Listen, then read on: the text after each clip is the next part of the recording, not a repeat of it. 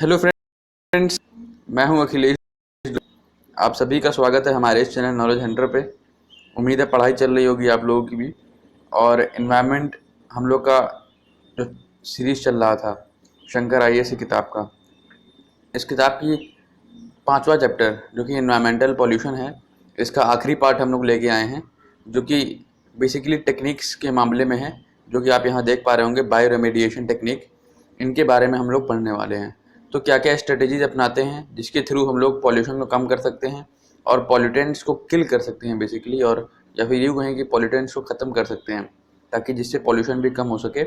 उसके बारे में हम इस वीडियो में पढ़ेंगे। और इसी के साथ साथ ये भी पढ़ेंगे कि किस तरीके से थोड़ा सा जेनेटिक इंजीनियरिंग का इस्तेमाल करके हम लोग प्लांट्स के जितने भी वर्च्यूज़ हैं, उनके टेक्निक्स हैं, उनका इस्तेमाल करके जो है अपने पॉल्यूशन को कम कर सकते हैं, पॉल्यूटेंट्स को ख़त्म कर सकते हैं।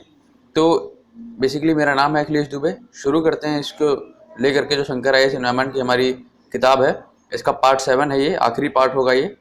ठीक है, तो चलिए शुरू करते हैं। तो दोस्तों, सबसे पहले देखते हैं बायो रेमेडिएशन है क्या।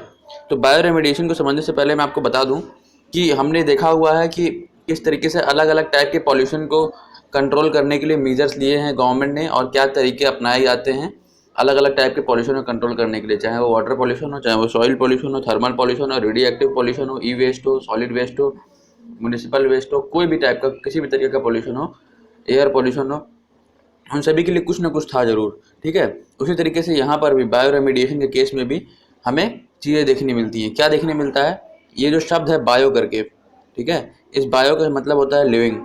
ठीक है, क्या मतलब होता है, लिविंग। ठीक है ना, तो ये लिविंग हो गया। और रेमेडिएशन, रेमेडिएशन शब्द जो है ये बना है रेमेडी से। रेमेडी का मतलब होता है सुधार करना या फिर किसी चीज़ का क्योर करना। तो रेमेडिएशन का मतलब होता है क्योर। ठीक है, तो दोनों को मिला दें तो लिविंग प्लस क्योर, यानी कि लिविंग ऑर्गेनिज्म के थ्रू अगर किसी चीज़ का इलाज हो सके तो उसको हम लोग बायो रेमेडिएशन कहते हैं, अगर इसको लिटरल सेंस में लें, इसको शब्द के थ्रू जाएं तो।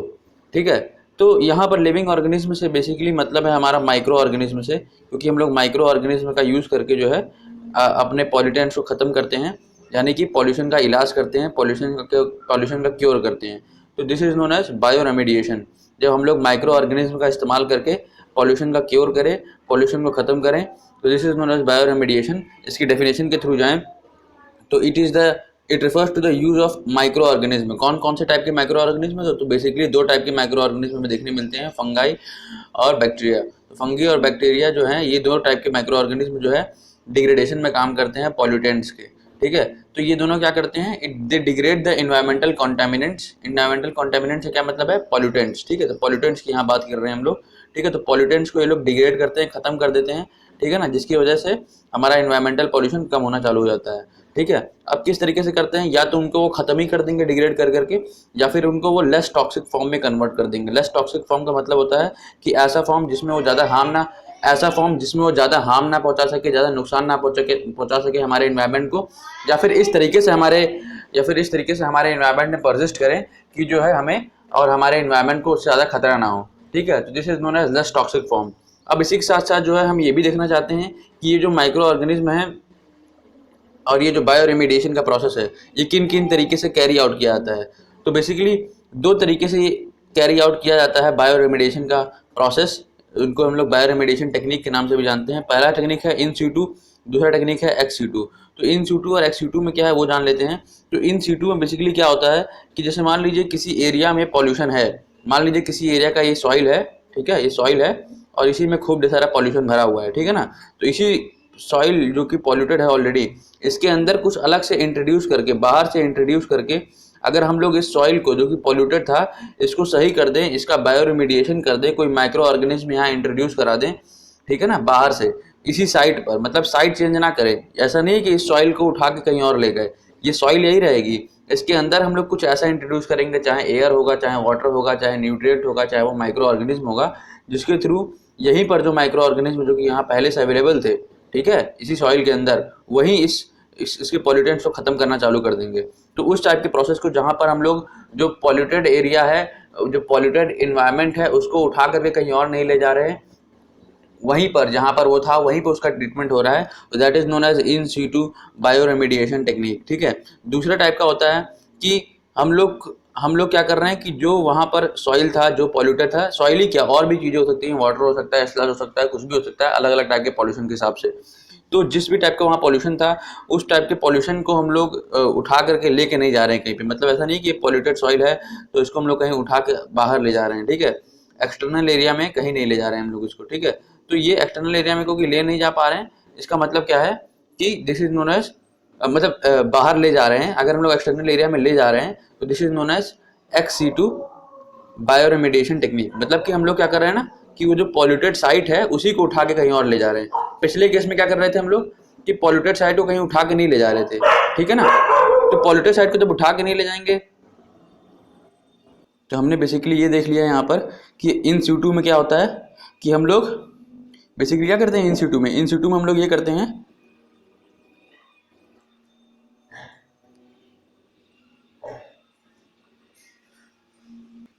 तो इन सीटू के केस में क्या होता है कि वहाँ पर जो साइट है उसी पे हम लोग कुछ इंट्रोड्यूस करते हैं, और XC2 के केस में क्या होता है कि हम लोग साइट ही को कहीं और लेके चले जाते हैं।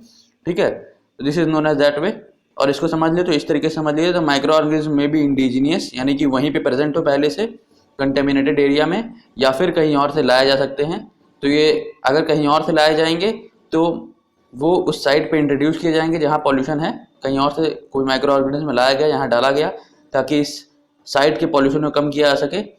ठीक है। तो ये हो सकता है कि माइक्रो ऑर्गेनिज्म कहीं और से लाया जाए, या फिर ऐसा भी हो सकता है कि इसी पॉल्यूशन वाले एरिया के जो खुद ही के अंदर के पहले के माइक्रो ऑर्गेनिज्म थे वही इस पॉल्यूशन को ख़त्म करने में काम करें। एक और प्रोसेस होता है जो इसे काम में आता है, वो है जेनेटिक इंजीनियरिंग। जेनेटिक इंजीनियरिंग का सहारा लेकर के भी जो है बायो रेमेडिएशन किया जाता है। ठीक है। तो ये हो गया इसके बारे में। अब देखते हैं बायो रेमेडिएशन जो दो टाइप थे हमारे इन सीटू और XC2, इनके बारे में थोड़ा और पढ़ते हैं। ठीक है। तो क्या है इन सीटू XC2 में? तो पहला एक इन सीटू टेक्निक आता है। इन सीटू जो हमारे है, इन सीटू के कई ढेर सारे टाइप के टेक्निक हैं, जैसे एक बायो वेंटिंग हो गया, एक बायो स्पार्जिंग हो गया, बायो ऑगमेंटेशन हो गया।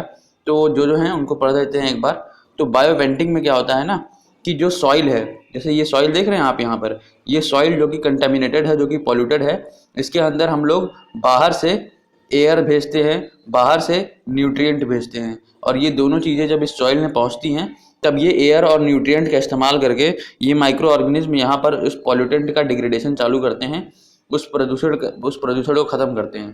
तो ये होता है बायोवेंटिंग का प्रोसेस, जिसमें हम लोग एयर और न्यूट्रिएंट को सप्लाई करते हैं वेल्स के थ्रू। कुएँ खोदते, कुआं यहाँ खोदा गया है ना, देखिए यहाँ पे कुआं खोदा गया है, ये एक पाइप खोदा गया है, पाइप के थ्रू हम लोग सप्लाई कर रहे हैं। ठीक है।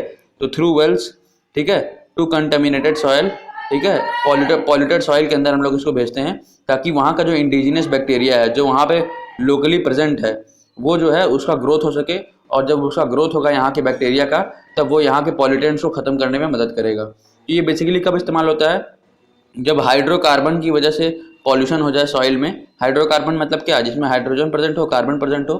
ठीक है। तो ये दोनों ही जब एक साथ कंपाउंड फॉर्म करते हैं तो इनको हम लोग हाइड्रोकार्बन बोलते हैं। तो ये सॉइल के अंदर जब कार्बन प्रेजेंट होता है और उसको हम लोग ट्रीट करते हैं तो इस प्रोसेस के थ्रू, बायोवेंटिंग प्रोसेस के थ्रू। ठीक है। अब पॉल्यूशन इसका तब इस्तेमाल होता है बायोवेंटिंग प्रोसेस का, जब पॉल्यूशन जो है सरफेस के बहुत ज़्यादा डीप में हो। मतलब अगर ये सरफेस है, ठीक है, ये सरफेस है, तो सरफेस से काफ़ी डीप में, काफ़ी गहराई में अगर पॉल्यूशन है यहाँ पर, ठीक है, तो इसको ट्रीट करने के लिए हम लोग बायोवेंटिंग प्रोसेस का इस्तेमाल करते हैं। ठीक है ना। ये हमको समझ में आ जाता है। इसी के साथ जो है बायोस्पार्जिंग।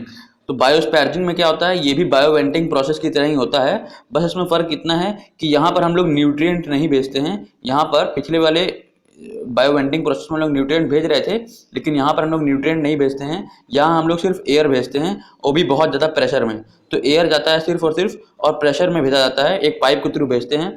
और यहाँ पर टारगेट भी अलग होता है। यहाँ पर हम लोग ग्राउंड वाटर के अंदर भेजते हैं एयर को। ठीक है। पिछली दफ़ा हम लोग सॉइल के अंदर भेज रहे थे, तो ये बायोवेंटिंग प्रोसेस था। इस बार हम लोग ग्राउंड वाटर के पॉल्यूशन को खत्म करने के लिए यहाँ खूब सारा एयर भेज रहे हैं, ताकि यहाँ के जो माइक्रो ऑर्गेनिज्म हैं जो कि एरोबिक कंडीशन में काम करते हैं, ऑक्सीजन की प्रेजेंस में, एयर की प्रेजेंस में काम कर सकते हैं, उनका ग्रोथ हो और वो ग्राउंड वाटर को पॉल्यूट होने से बचाएं और उनका पॉल्यूशन खत्म करें। ठीक है। तो ये था इसको लेकर के। फिर इसके बाद एक और प्रोसेस आता है जो इन सीटू में होता है। इन सीटू जैसे कि मतलब साइट वही रहेगी, उसके अंदर कुछ इंट्रोड्यूस करेंगे, तो वो है बायो ऑगमेंटेशन। बायो ऑगमेंटेशन एक केस में क्या करते हैं, जैसे मान लीजिए ये पॉल्यूटेड साइट है, पॉल्यूटेड साइट के अंदर हम लोग बाहर से जो है माइक्रो ऑर्गेनिज्म मिला करके इंट्रोड्यूस करते हैं। तो इस केस में क्या होता है कि इससे डिग्रेडेशन प्रोसेस बढ़ जाता है, क्योंकि यहाँ पर पहले ही खुद के कुछ माइक्रो ऑर्गेनिज्म होंगे, फिर बाहर से अलग डिग्रेडिंग माइक्रो ऑर्गेनिज्म मिला दिए गए, तो माइक्रो ऑर्गेनिज्म और ज़्यादा बढ़ गए यहाँ पर। और जब माइक्रो ऑर्गेनिज्म बढ़ जाएंगे तो यहाँ के पॉल्यूटेंट्स को और जल्दी खत्म किया जा सकेगा। तो this is known as augmentation. Augmentation का मतलब ही होता है इनहेंसमेंट। ठीक है, तो इनहेंसमेंट का क्या मतलब होता है कि बढ़ाना। तो ये जो प्रोसेस है इसमें बढ़ा ही रहे हैं हम लोग, क्योंकि माइक्रो ऑर्गेनिज्म एडिशनल ऐड करेंगे तो पॉल्यूशन को जल्दी खत्म करेंगे हम लोग। ठीक है, this is known as bioaugmentation. अब इसी के साथ जो बाकी टेक्निक्स हैं जैसे कि XC2 टेक्निक्स, इनके बारे में भी पढ़ते हैं।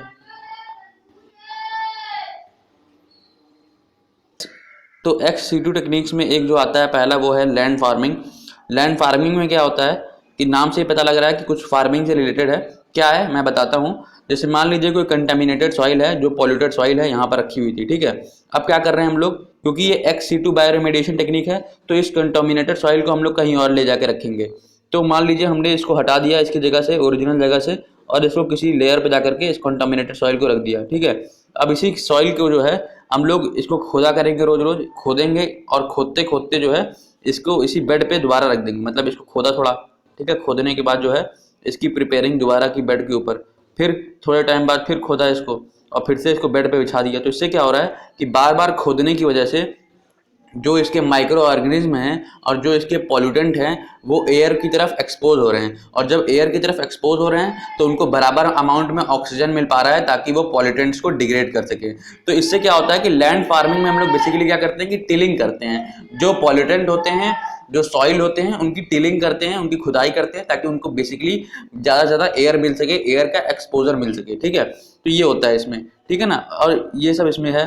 फिर अब इसके बाद एक अगला जो प्रोसेस आता है वो है हमारा बायोपाइल्स का। तो बायोपाइल्स में क्या होता है कि जो पॉल्यूटेड सॉइल है, ठीक है, ये बेसिकली बायोपाइल की अगर हम बात करें तो ये लैंड फार्मिंग का, ठीक है, और कंपोस्टिंग का, दोनों का ही जो है एक कॉम्बिनेशन के रूप में आपको देखने मिलेगा। कंपोस्टिंग हम पढ़ ही चुके हैं पिछली वीडियोस में। क्या होता है, एक गड्ढे के अंदर ऑर्गेनिक मैटर को रख देते हैं ताकि वो मैन्योर में कन्वर्ट हो जाए।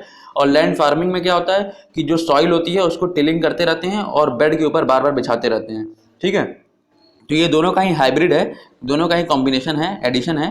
ठीक है, तो इसमें क्या होता है कि सेल्स को कंस्ट्रक्ट किया जाता है। सेल्स मतलब कि एक टाइप का डिब्बा, ठीक है, डिब्बे को कंस्ट्रक्ट किया जाता है, डिब्बों को बनाया जाता है। तो इन डिब्बों में बेसिकली क्या होता है, डिब्बे किस टाइप के बने होते हैं, ये कंपोस्टेड पाइल्स होते हैं, एरेटेड कंपोस्टेड पाइल्स, यानी कि इनके अंदर जो है आपको पहली बात तो जो सॉइल आपकी पॉल्यूटेड थी वो यहाँ पर रखी गई, इन सेल्स के अंदर, इन डिब्बों के अंदर रख दी गई। डिब्बे के फॉर्म में सॉइल को बना के रख दिया जाता है, जैसे कि आप यहाँ देख सकते हैं। ठीक है, तो यहाँ पर भी आप देख सकते हैं कि डिब्बे के फॉर्म में सॉइल को बना के रख दिया गया है, और इसके अंदर हम लोग बाहर से न्यूट्रिएंट्स डालते हैं। न्यूट्रिएंट्स किस टाइप के हो गए, फर्टिलाइजर हो गया, ऑर्गेनिक मैन्योर हो गया, ये सब डालते हैं ताकि सॉइल की क्वालिटी इंप्रूव हो सके। और जब ये सब डाल दिया तो इसी के साथ साथ जो ये पाइप्स आप देख रहे हैं, इन पाइप्स के थ्रू जो है इनके अंदर एयर डाली जाती है खूब ढेर सारी। तो एयर जब इसके अंदर जाती है तो इसके माइक्रो ऑर्गेनिज्म जो है अपना डिग्रेडेशन प्रोसेस इंक्रीज कर देते हैं, उसका रेट इंक्रीज कर देते हैं, जिसकी वजह से यहाँ पर जो पॉल्यूटेंट का जो डिग्रेडेशन होता है वो चालू हो जाता है, और साथ ही साथ हम लोग न्यूट्रिएंट भी मिलाते रहते हैं। तो इससे कुल मिला करके क्या हो रहा है कि यहाँ पर आपकी सॉइल की बेटरमेंट हो रही है, उसका पॉल्यूशन खत्म हो रहा है। ठीक है ना, और ये कब इस्तेमाल किया जाता है, जब सॉइल जो है वो पेट्रोलियम से कॉन्टेमिनेटेड हो, यानी कि इसके अंदर कुछ पेट्रोल का मात्रा या फिर क्रूड ऑयल का मात्रा जो हो प्रेजेंट हो।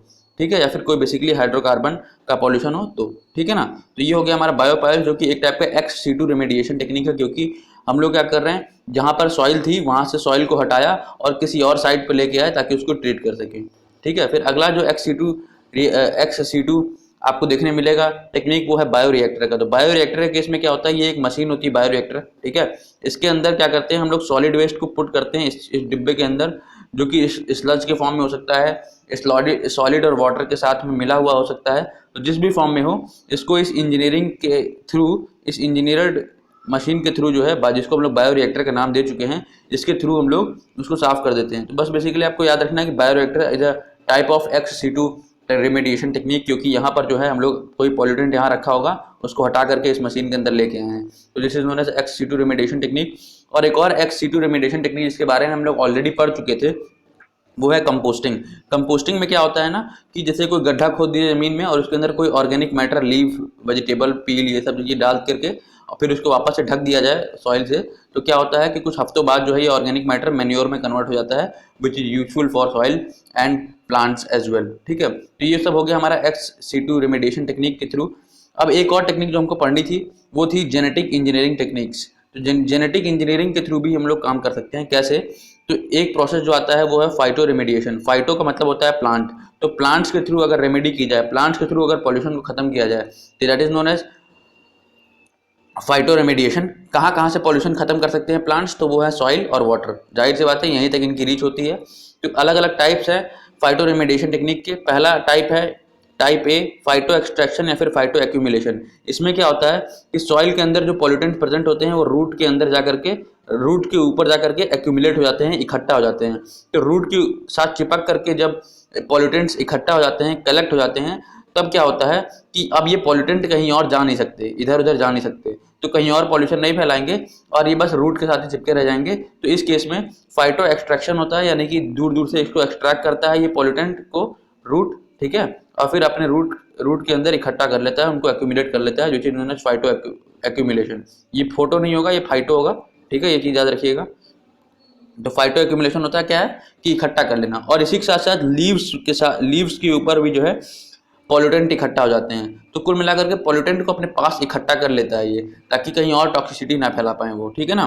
तो ये हो जाता है। इसी के साथ जो अगली टेक्निक आती है टाइप बी, वो आपको देखने मिलेगी फाइटो ट्रांसफॉर्मेशन और फाइटो डिग्रेडेशन। नाम से ही पता लग रहा है ट्रांसफॉर्मेशन हो रहा है।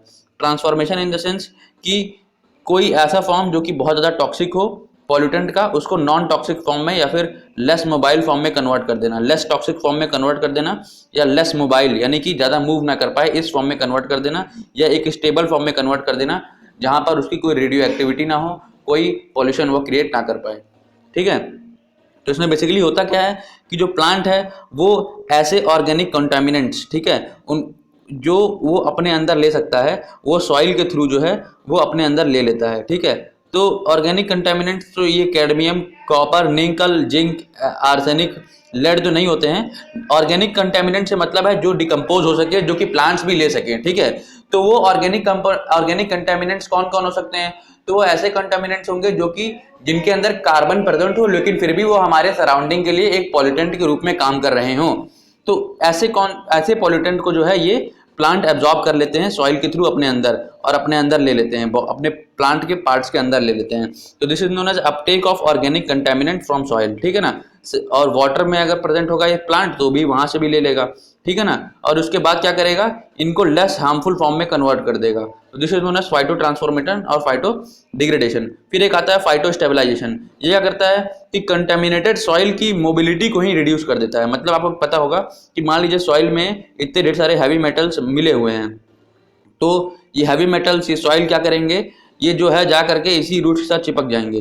तो जब रूट के साथ चिपक जाएंगे ये सॉइल, तो ये सॉइल कहीं और मूव कर नहीं पाएंगे।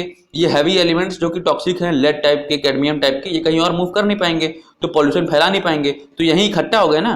तो this is known as phytostabilisation. इसमें क्या होता है कि मोबिलिटी को खत्म करने की बात की गई है, सॉइल के मोबिलिटी को, जो कि ऑलरेडी पॉल्यूटेड है, उस सॉइल को कहीं और मूव करने से रोकने की बात की गई है। इसी के साथ साथ जो लीचेबल पार्टिकल्स हैं, जिनकी लीचिंग हो सकती है, जो ग्राउंड वाटर में पहुंच सकते हैं, उनको भी ये एड्जॉर्ब कर लेता है, अपने रूट के ऊपर चिपका लेता है। जैसे कि कैडमियम, कॉपर, निकल, जिंक, आर्सेनिक, लेड, ये सब जब पानी के अंदर पहुंच जाते हैं तो हमने देखा हुआ है कि वाटर पॉल्यूशन में किस किस टाइप की डिजीजेस कॉज कर सकते हैं, ठीक है। तो ये जो भी लीचेबल पार्टिकल्स हैं इनको ये रूट पे एब्जॉर्ब कर लेता है। तो फाइटो स्टेबलाइजेशन ऐसे काम करता है। फाइटो ट्रांसफॉर्मेशन में Uptake of organic contaminants and converting them into less toxic, less mobile and stable form, ठीक है। तो ये 3 टाइप के देखे हमने।